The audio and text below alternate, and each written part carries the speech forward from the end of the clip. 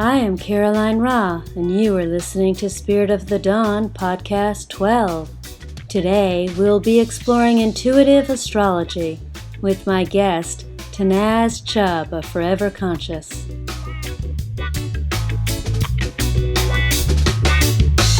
Every single day since whence I wake, I feel the same, somehow I have changed. What do the people of the street? Yeah, made me feel it. Somehow life is sweeter every day. Somehow life is sweeter every day. Hey, you've gotta find a time to change.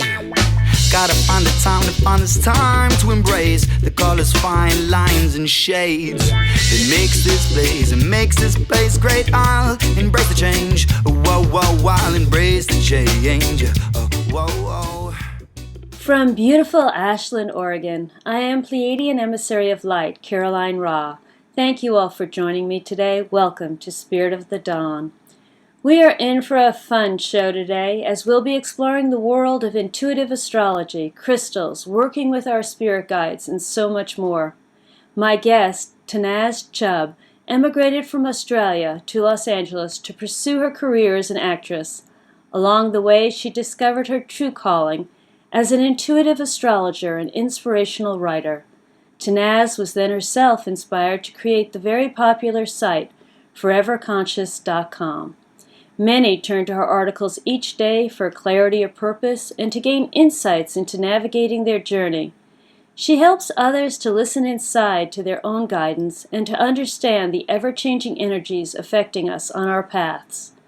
Tanaaz has done countless readings that have helped to guide and inspire others. She has also written 2 books, Becoming Forever Conscious and Messages for the Soul, and released an e-course, How to Connect with Your Spirit Guides. I look forward to reading her articles each day and am delighted to welcome Tanaaz Chubb to Spirit of the Dawn. Tanaaz, thank you so much for joining with us today. Oh, thank you so much for having me. I really appreciate it. Tanaaz, you have had such an interesting journey and learned important lessons along the way about empowerment and being true to yourself. You were diagnosed with an incurable disease at a young age. Could you share with us how this set you on a new course of self-discovery and a holistic lifestyle?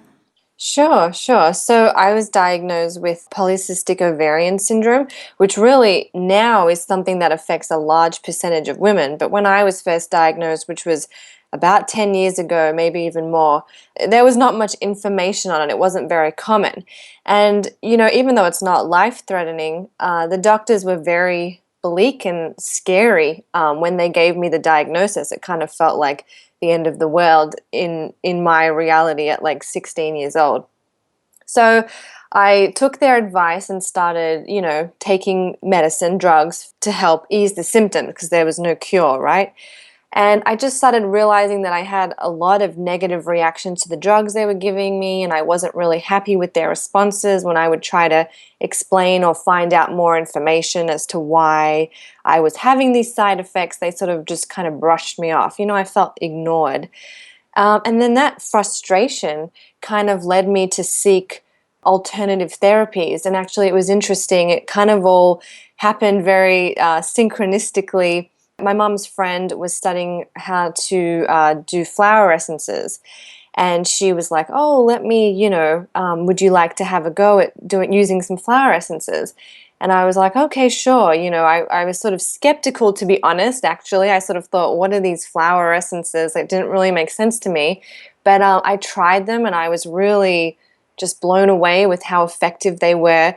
And then that sort of opened the door to a more holistic healing path. And it was sort of the catalyst to my awakening as well. And I kind of started to realize by the end of that journey that you definitely have the power to kind of heal your body and take your body, mind, soul, all of that into your own hands. I understand maybe, you can't always heal everything on a physical level, but if your mind and your emotions are sort of at peace with it, or at least you're gentle with yourself, I think that can say a lot for your healing process. So your illness was actually a real gift to you because you learned such an important lesson at such a young age. Yeah, absolutely. Absolutely. It was definitely a gift. I mean, at the time, I didn't think of it that way, of course, but bigger picture, yeah, I definitely think it was a gift in that it helped to kickstart this whole process.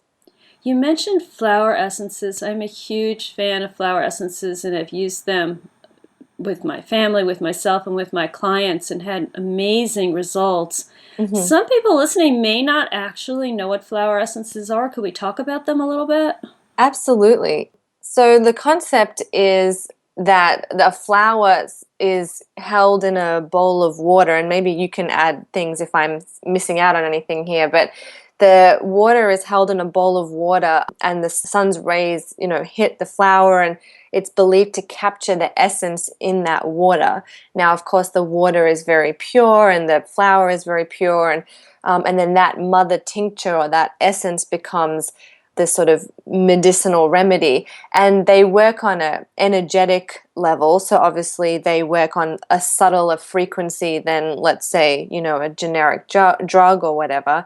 But I think if you're open and you're aware and you're sensitive, or even just open to being sensitive with it, I really think it can have profound effects on an energetic level. Okay, I love your story about the green card. So you get to tell it, you get to do the whole thing. Your green card story is really kind of funny. So could you share about that, please?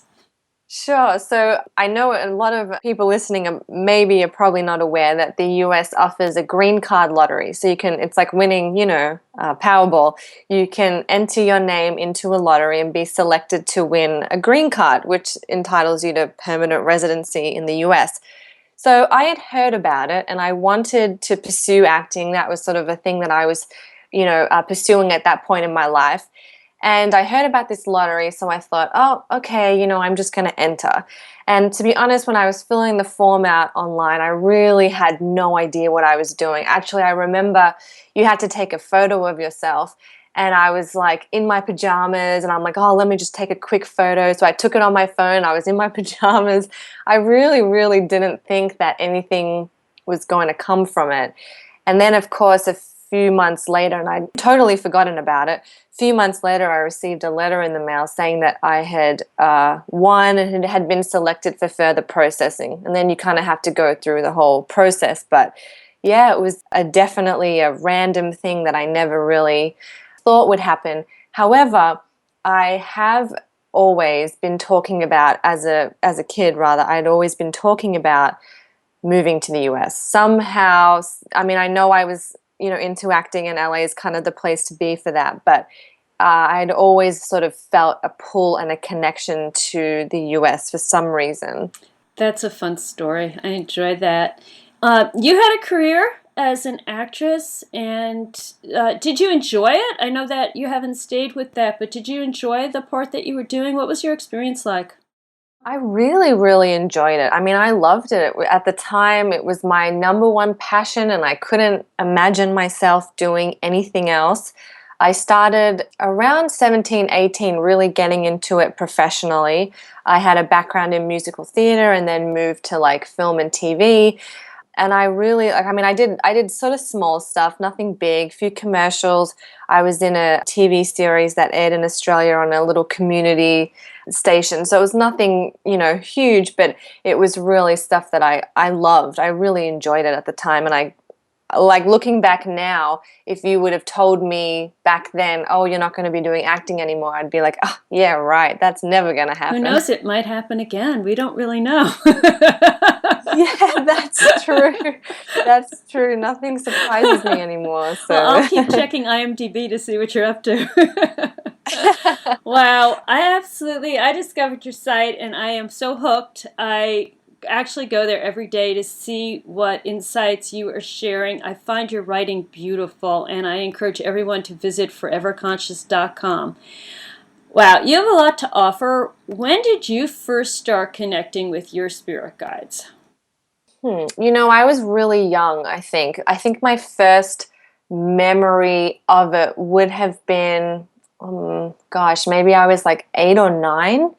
And I remember hearing a voice very distinctly, like, this is not, from my head. And I remember hearing a name, and I remember just feeling an amazing, overwhelming feeling of comfort from this voice that I was hearing. And then this voice, I just kind of became my sort of imaginary friend. And I was old enough at the time to know that imaginary friends were not really real, but it was just something that a voice that I would connect with and communicate with sort of on my own, and I never really spoke about it. And then I sort of forgot about it as I got older. I kind of, stopped.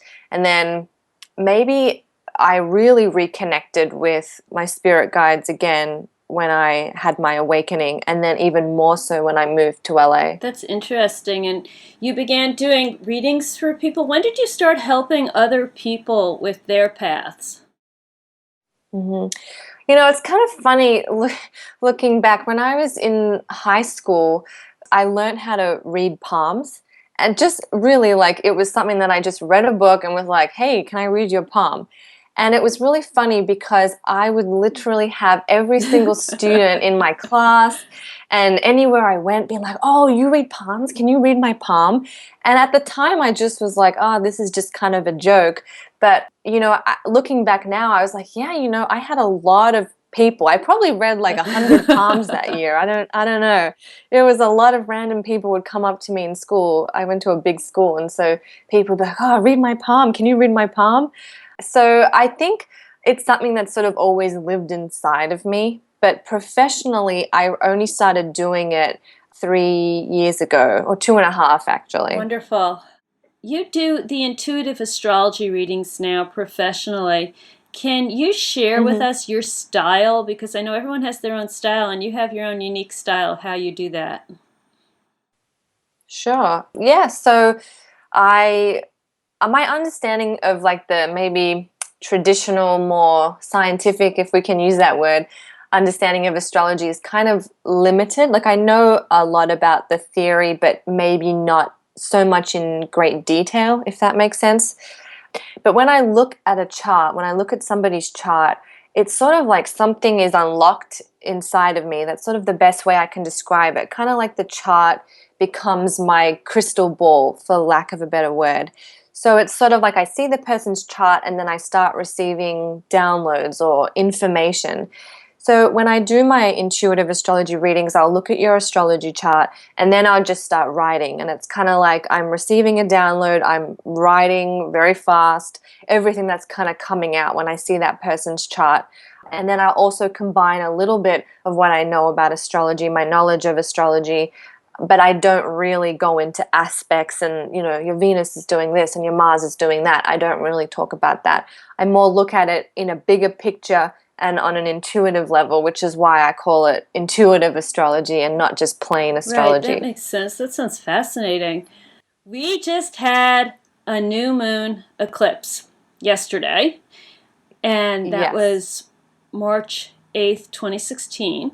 And I've learned a lot from you, from reading your writing, all about how we're Mhm. affected by all the different things in your amazing YouTube videos, which are really great and lots of fun. Tell us Thank about you. the energy of this new moon eclipse and new moon eclipses in general.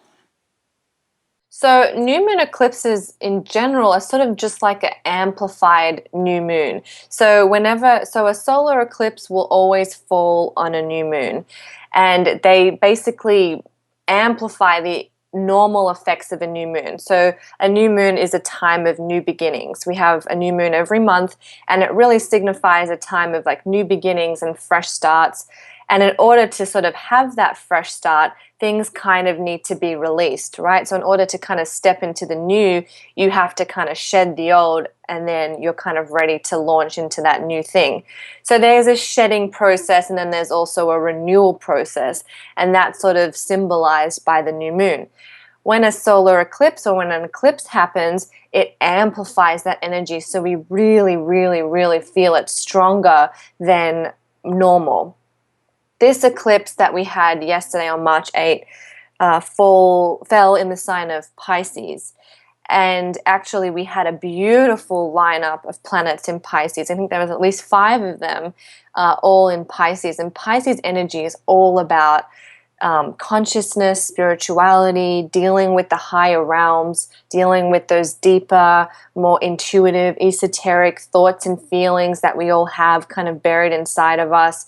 And that was all amplified on this eclipse. And I feel that this eclipse was really helping people to dig deep within their souls, figure out what it is that they need to release and let go of in order to kind of step through this new gateway or this new portal that the eclipse opened up for all of us. And I think spiritual awareness and spiritual enlightenment, consciousness, awakenings, they were all themes carried in the energy of this eclipse. So I think people who are sort of on that journey or that awakening journey may have felt a nice boost or a nice kick during this eclipse. Wonderful, Tanaaz. And this energy also stays with us, right, for a period of time? Yeah, absolutely. It depends on the person's chart. Some people will feel an eclipse for a whole year, especially if your birthday falls near or close to the eclipse. Other people will feel it. So some people will feel it a month before it happens. Some people will feel it a month after it happens. And then some people will kind of feel it all in between that time frame. It really depends on your chart. I think this eclipse will feel the strongest for the next month, so till the next new moon, and then till the moon also falls in Pisces again, which I think will happen by the end of the year. That's fun. We have an upcoming equinox, which is different depending on where you live. And since you are from Australia, you know that better than I do. So it is a vernal equinox for those of us in the northern hemisphere, and it is an autumnal equinox for the southern hemisphere. Yeah. And we've just exhausted my information and knowledge, and you get to take over. What is the importance and the significance of the equinox? Sure. Could you share with us, please? Of course. So in the northern hemisphere, we're entering, spring, which of course has always been celebrated by the ancients as a time of rebirth, renewal, creativity, new beginnings. It's sort of like the flower that's been a bud that's sort of lived under the soil and has been closed out to the world is suddenly opening and experiencing light to its fullest capacity. It's experiencing the world. It's at its fullest potential. So that's what people in the northern hemisphere, what kind of energy they'll be playing with in the vernal equinox. And I think spring is such a beautiful time of creativity, fresh starts, spring cleaning, clearing out the clutter, not only in your house, but in your body, in your energetic body, in your soul. All that stuff that you've been kind of carrying around, your heavy winter coat is all shed. For those in the southern hemisphere, it's sort of the opposite. It's sort of like you've been that flower, you've been out in the sun, and now it's time to, just like the flower petals drop off, you're sort of doing the same process to kind of go within, go internally, and be within your own soul. It's sort of the dark night of the soul in a way for those going into winter. It really is about going within and working out what you're sort of feeling, what you've kind of learned, what you've taken away, what needs to kind of be shed and let go of. And you're kind of in that process, in that phase of working out what needs to be released. Thank you for sharing that. Do you have practices that you recommend to people to help them to navigate the different energies that they experience? Yeah, absolutely. Those in the northern hemisphere, so you're entering into spring, definitely doing rituals with flowers, crystals. Some people like to make offerings or put out offerings of, brightly colored foods and eggs. Easter definitely has a lot of the original kind of pagan ways to celebrate the equinox. So you've got the eggs, which of course is the symbol of, new life.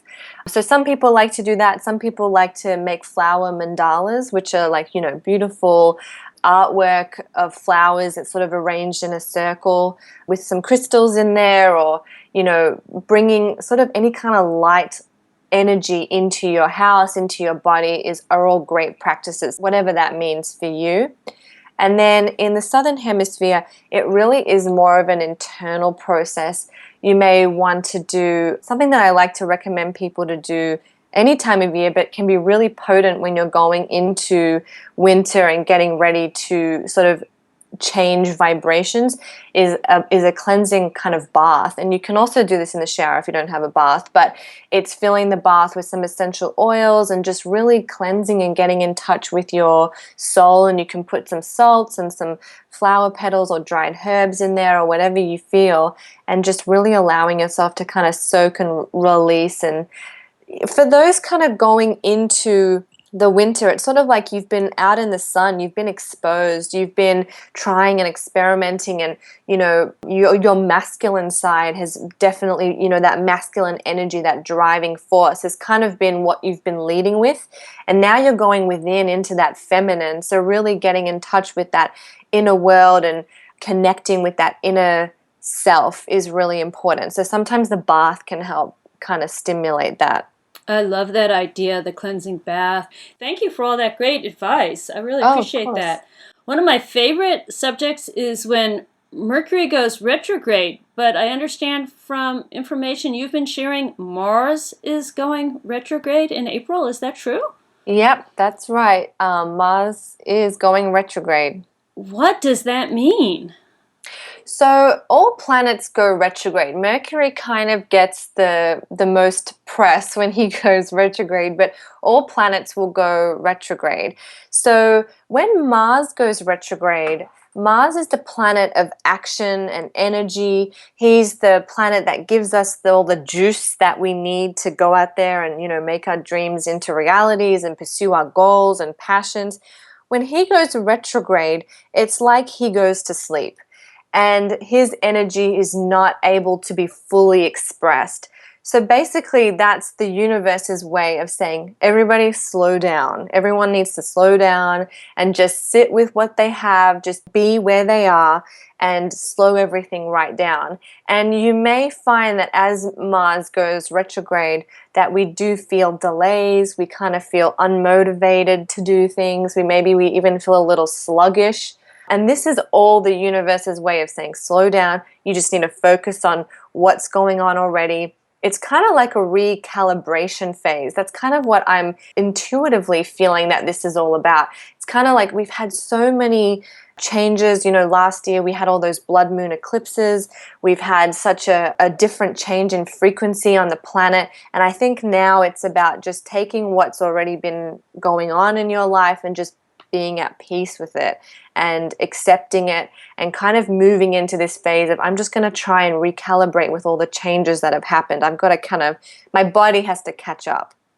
That's excellent advice. Sometimes we might have a certain plan, but the energies don't support that plan, and it's helpful, I feel, to know what the energies are supporting so that we can work with them. Exactly. Now, we're in 2016, kind of at the beginning still of 2016. Mm-hmm. What is the theme for this year? What does this theme of this year look like? Sure. So kind of like with Mars retrograde, he's going to be retrograde up until, I don't remember the exact date. I think it's August or September. So for quite a while. So after he starts going direct, after Mars starts going back into his direct pattern of movement, we're going to have a Mercury retrograde. So then we all know, most people are very familiar with Mercury retrograde. We're going to sort of feel a little bit delayed and stunted with that too. And then after Mercury goes retrograde, we're going to start to see things picking up a little bit. So it's sort of like the middle chunk of the year is really going to feel slow. We have a lot of action and energy happening now, and then things are going to kind of slow down in April, and then things probably won't pick up again until October, November, December. So looking at that and looking at the planets and other stuff that's going on with some eclipses coming up at the end of the year, and just how March is, I think March is really that foundational month. So much is going on. We've had an eclipse that we've spoken about, and then we'll have another eclipse at the end of the month on the 23rd. And then after that, it's going to kind of be smooth sailing. Things are going to be very peaceful. We're going to feel just like I need to focus on what's on my plate right now, and then things will pick up again towards the end of the year. Wow, that's really fun. You work with crystals. I have beautiful crystals, and I don't know much about actually working with them. And I think a lot of people have beautiful crystals and don't really know about the potential of working with the crystals that they have or how to find crystals to work with. When did you start with crystals? I started with crystals long time ago. I kind of, just like you were kind of saying, I collected them just because I thought they were beautiful, and also because as I was getting into my awakening, people were like, oh, you need crystals, and I was like, okay. So I started collecting crystals, and sort of very similar, they just kind of sat there on a shelf, and I didn't really know what to do with them, and I would hear people doing amazing things with them, but to be honest, when I tried to do anything with them, like hold them in a meditation or put them on my forehead, on my third eye, I didn't really feel anything, to be honest. And then it wasn't until I found this one particular crystal. It was a piece of pink calcite. And I started working with this pink calcite. I was just holding it in a meditation. Actually, I wasn't even doing anything special with it. I just one day was like, I'm going to use this in my meditation. And then all of a sudden, I really felt this crystal kind of come to life in my hands. It felt very warm and powerful, which is something that I'd never really felt in a crystal before. And this crystal really took me on a beautiful journey in my meditation.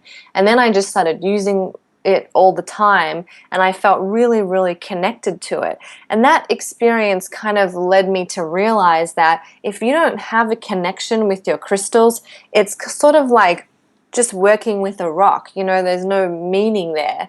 And I think really taking the time to find the crystal that vibrates with you, that you feel excited about, that you feel really connected to, will help you to intuitively know what kind of work you need to do with it. That's what my crystals on the shelf are saying. Yes. Yeah. They're all like, crystals up, thumbs up, It's interesting.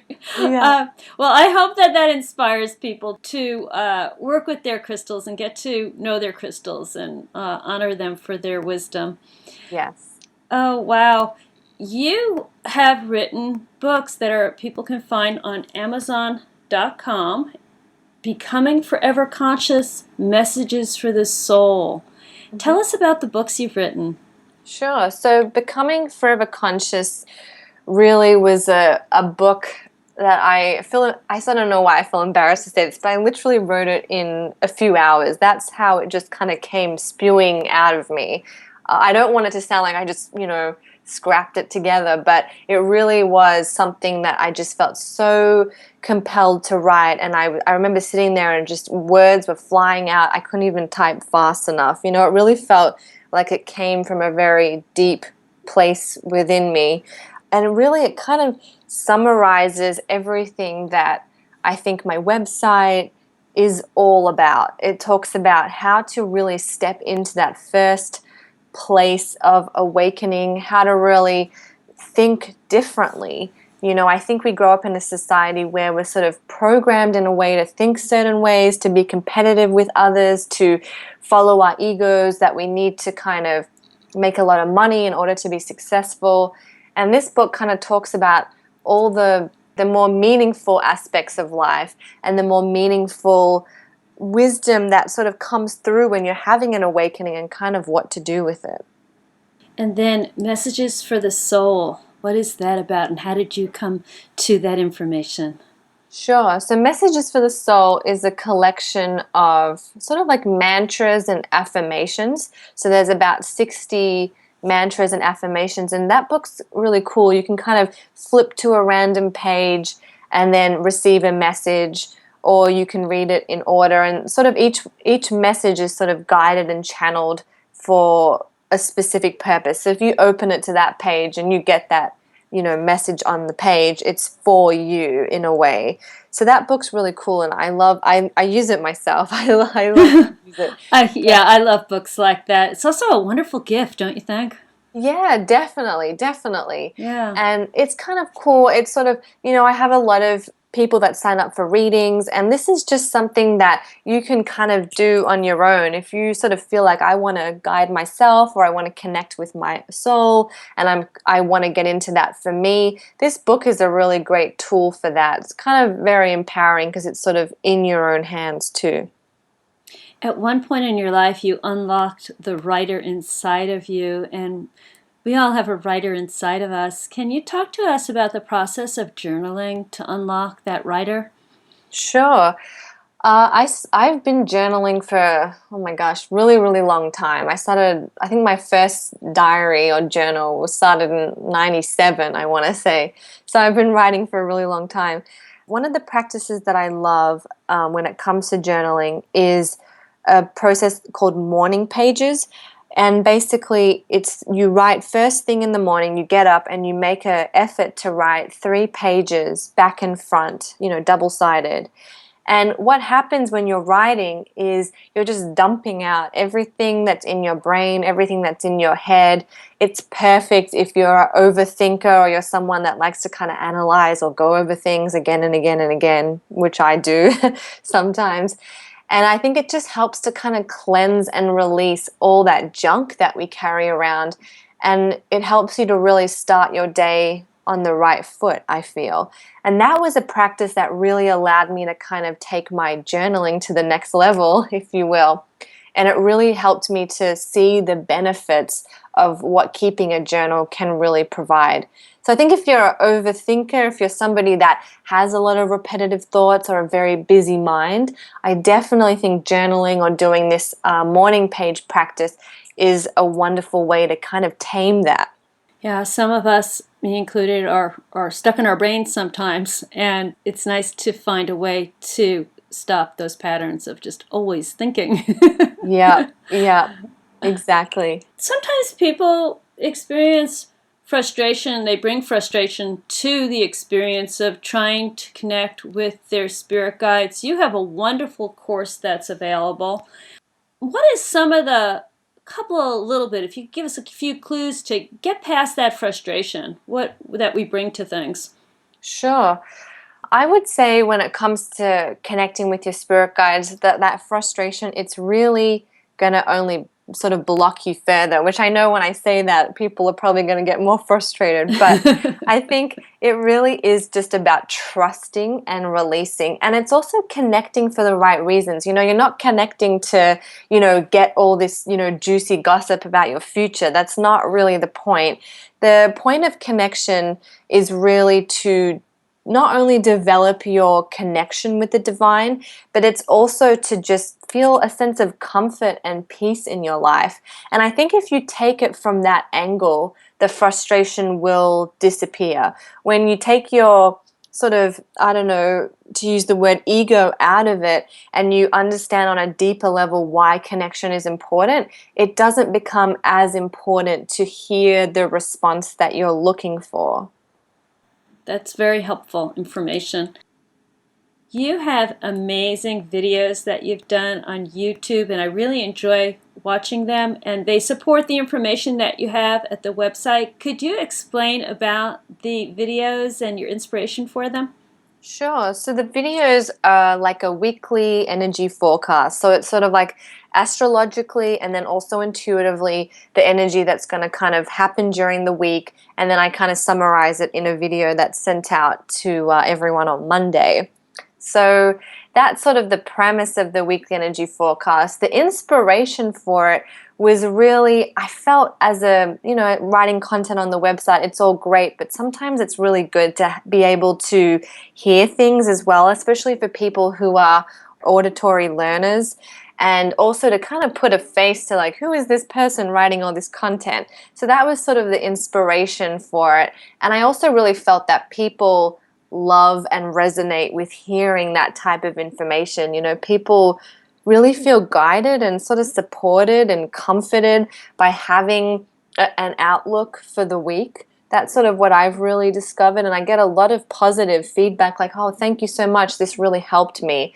And that's sort of also the motivation for it. If I see something that people really resonate with, it kind of also makes me feel good, Yes, yeah, the videos are well done, and they're very helpful And I can see where people, I'm enjoying watching them, I can see where people would find them very supportive of what's happening and kind of sets a nice tone. You have such a delightful manner and way of being, and it's neat to connect up the writing, the extensive writing you do with the videos. So I like that so much. Yeah, thank you. We have had a delightful time today talking with Tanaaz Chubb, founder of Forever Conscious. I invite everyone to visit foreverconscious.com to read Tanaaz's inspirational articles and to learn more about her beautiful offerings. Tanaaz, I'm hoping that you can share some closing words of wisdom with us. Sure. So I'm really feeling from, this interview and being part of Spirit of the Dawn and this process, I'm really feeling that the message that I feel guided to share with people today is sort of just being at peace with yourself. And I think that's something that we all sort of forget, whether you're, very advanced in your awakening or you're just starting or wherever you are on the scale of your journey in this life. I really feel like being at peace with yourself and being at peace with your body is really important. And I feel as I listen to you speak, you have such a gorgeous, comforting voice. And I really feel like people feel a sense of peace when they listen and hear your podcast. And I think everybody, just like your voice and what you do with people and my writing and what I do with people, everybody's got a gift. It doesn't have to be providing a service. It's just everyone's got their own gift. And I think when you can tune and tap into that, that's when you're really able to make a difference in your life and in other people around you. Oh, how beautiful, Tanaaz. Thank you so much. It's been absolutely amazing having you on Spirit of the Dawn today. Oh, thank you so much. I really appreciate it. It's been a true honor. I'm very grateful. Thank you. Deep gratitude to Brian, Zach, and Synergy for the use of their song, Embrace the Change. I thank all of you for joining with us today and invite you to visit spiritofthedawn.com for more inspirational interviews. Sending love from my home to yours, I am Pleiadian Emissary of Light, Caroline Roth.